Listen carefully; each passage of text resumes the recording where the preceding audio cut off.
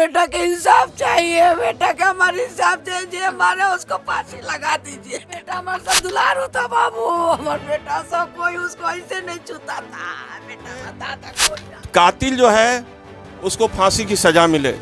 बाकी हमारी संस्था इनकी जितनी भी पढ़ाई में खर्च होगी, जहाँ तक कि पढ़ना चाहेंगे, आईएएस बनना चाहें, आईपीएस बनना चाहें, सुरक्षा व्यवस्था जब कॉलेज जाए इसके साथ एक लेडीज कांस्टेबल हो और सुरक्षा व्यवस्था हो और इसको नौकरी का व्यवस्था हो।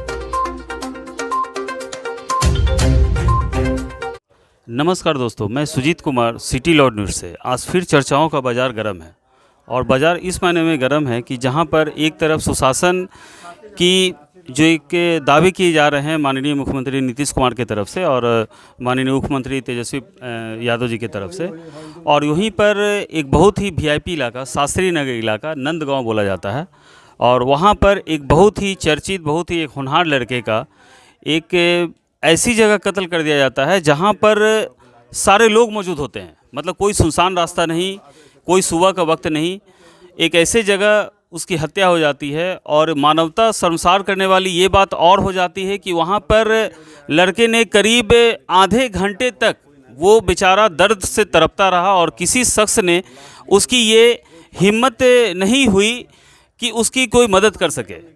हम पहुँचे हैं आज शास्त्री नगर के उन तंग गलियों में जहाँ पर एक होनहार लड़का अपनी जान को गंवा देता है आपसी रंजिश में। ऐसी क्या दुश्मनी हो गई, ऐसी क्या एक के कारण बन गया कि एक ऐसे लड़के को एक निर्दयतापूर्वक मारा जाता है और वहाँ पर जो मौजूद लोग हैं कुछ कर नहीं पाते। हम उन घर में पहुँचे हैं जहाँ पे मतलब काफ़ी एक शोक का माहौल, एक घर का इकलौता चिराग जहाँ एक बुझ जाता है, और वहाँ पर उनकी माँ, उनकी एक छोटी बहन, उनके एक फादर, एक बहुत ही शोक संतप्त परिजन और उनके साथ उनको ढांढस बजाते लोग यहाँ, उनके वैश्य समाज के भी लोग यहाँ पर आए हुए हैं। एक मतलब दिखलाना चाहते हैं कि एक परिवार है, हम लोग साथ हैं। लेकिन क्या ये दिखलाने से अगर किसी की हत्या रुक जाए, ये दिखलाने से अगर किसी की मानवता अगर उस पर उंगली उठने लगे कि जहाँ पर किसी की कोई मदद नहीं मिलती, यहाँ पर उनकी माँ काफ़ी जो है संतप्त हैं। बेटा हमारे बेटा के इंसाफ चाहिए, बेटा का हमारे इंसाफ चाहिए, हमारे उसको फांसी लगा दीजिए। कैसे हुआ अम्मा जी? मतलब इतना चर्चित, अभी तो हम लोग समझ के आ रहे हैं काफी सारे लड़के मतलब प्यार करते थे। अरे बाप, बेटा हमारे सब दुलारू था बाबू, हमारे बेटा सब कोई उसको ऐसे नहीं छूता था, बेटा बता था कोई ना। देखिए हम यहाँ, उनकी छोटी बहन भी हैं। आप हमारे बेटे को इंसाफ दे दे। क्या किसी से कोई दुश्मनी थी बेटा? नहीं, कोई दुश्मनी नहीं था। हाँ? नहीं, कोई दुश्मनी नहीं कोई था। दुश्मनी नहीं थी। नहीं, वो पढ़ता लिखता था, सिर्फ अपना दुकान चलाता था, वो घर को देख रेख करता था। घर का सहारा था वो। जी ठीक है, हाँ। मतलब वो दुकान वगैरह खुद मतलब दुकान का 2 दुकान है, एक बाबा बैठते हैं, उसके पापा बैठते हैं, दोनों का सामान घाटा बड़ा हुए मिला के चलते थे। पढ़ाई पार्ट 2 का ये पिताजी हैं। किस कॉलेज से थे सर? ये कौन कॉलेज था? गणेश दत्त, श्री गणेश दत्त। तो क्या मतलब लग रहा है कोई आपसी रंजिश, मतलब इस तरीके का एक इतने कम उम्र में अगर आपसी रंजिश में अगर किसी तरह का कोई अगर हत्या हो जाती है, कोई दुश्मनी किसी पे कोई शक है आपको? ना शक तो नहीं है, कोई दुश्मनी नहीं था। जब टाइम मिलता था तो वहीं में क्रिकेट भी खेलता था, वहीं पढ़ाई भी कर लेता था, सामान भी लेता था। जी देखिए, हम तो सिटी लॉर्ड न्यूज़ की तरफ से माननीय मुख्यमंत्री जी से ये आग्रह करेंगे, और जो पुलिस से प्रशासन की जो एक भूमिका है, जो यहाँ के थाना प्रभारी है, उनसे भी आग्रह है कि जितनी जल्दी हो सके जिन्होंने इस कृत्य को अंजाम दिया है वो अपने अंजाम तक ज़रूर पहुँचे। और ये भी प्रशासन से मांग होगी, और ये भी जो यहाँ के लोकल वार्ड पार्षद हैं तो उनसे भी एक होगा कि इनको एक अनुग्रह सहायता राशि मुख्यमंत्री सहायता कोष से ज़रूर दिलवाया जाए, और ताकि कम से कम एक परिवार को एक, देखिए जाने वाले को तो कोई नहीं जाया कर सकता है जी, परिवार के कम से कम एक जॉब चाहिए उसके लिए, कम से कम लड़का लाठी चल गया था, यही ना लाठी है। आप कहाँ तक पढ़ी लिखी हो बाबू? बीए पार्ट 2 में पढ़ रहा अभी। पढ़ रहे हो अभी? किस ऑनर्स से है? History honours. देखिए ये एक नहीं, बहुत ही एक विनम्र आग्रह है, एक सुकाकुल आग्रह है कि एक परिवार के जो मुखिया एक तरह से बोला जा सकता है कि इतने कम उम्र उन्होंने परिवार की जिम्मेदारी को संभाल रखा था, अगर वो चले गए हैं तो अब भरण पोषण की चिंता हो गई, क्योंकि सारे लोग तो आएंगे, ज़रूर आएंगे, सहानुभूति दर्शाएंगे, लेकिन अब क्या एक सिसकती हुई आंसुओं को किस तरीके से एक ऐसे आर्थिक रूप से उबारा जाए ताकि लोग इस संकट से भी उबर सके।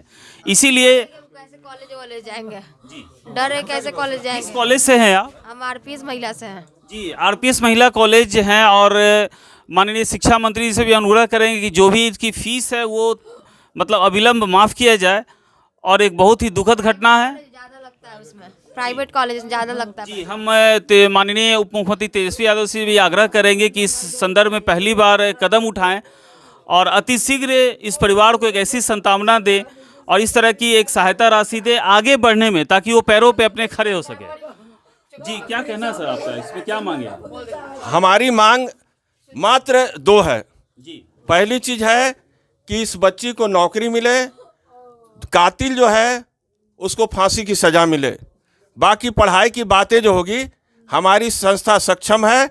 हमारी संस्था इनकी जितनी भी पढ़ाई में खर्च होगी, जहाँ तक कि पढ़ना चाहेंगे, आईएएस बनना चाहें, आईपीएस बनना चाहें, अगर पढ़ सकती हैं तो हमारी संस्था वैश्य चेतना समिति इनको पढ़ा करके। कहाँ इसकी ऑफिस है सर वैश्य चेतना समिति की? पाटलिपुत्रा कॉलोनी। जी, पाटलिपुत्रा कॉलोनी में ऑफिस है।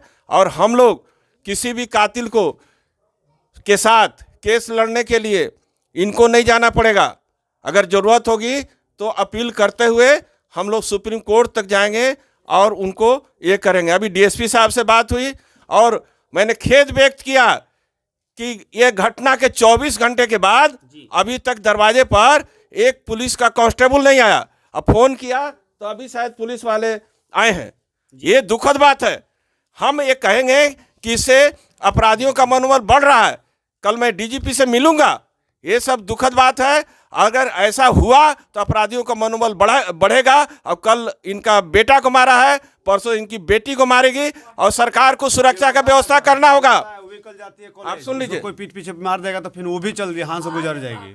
ठीक है, इसका उस न्याय के लिए हम लोग आपसे गुहारी है, उसको न्याय चाहिए। सुरक्षा व्यवस्था जब कॉलेज जाए, इसके साथ एक लेडीज कांस्टेबल हो और सुरक्षा व्यवस्था हो और इसको नौकरी का व्यवस्था हो। कि हम यहाँ माननीय मुख्यमंत्री नीतीश कुमार जी से अनुरोध करेंगे सिटी लॉ न्यूज़ की तरफ से कि जल्द से जल्द इस तरह की एक सुरक्षा दी जाए एक असहाय परिवार को। अपने वो सहायता को उस राशि से भी एक इस तरीके से एक आत्मनिर्भर बनाने की प्रक्रिया में जो बच्ची होनहार है, जो अभी पार्ट 2 में पढ़ रही है, एक ऐसी व्यवस्था की जाए ताकि वो अतिशीघ्र वो अपने परिवार के लिए उसी तरीके से वो मुखिया बने एक जीवोपार्जन के लिए, ताकि वो अपने परिवार को संभाल सके।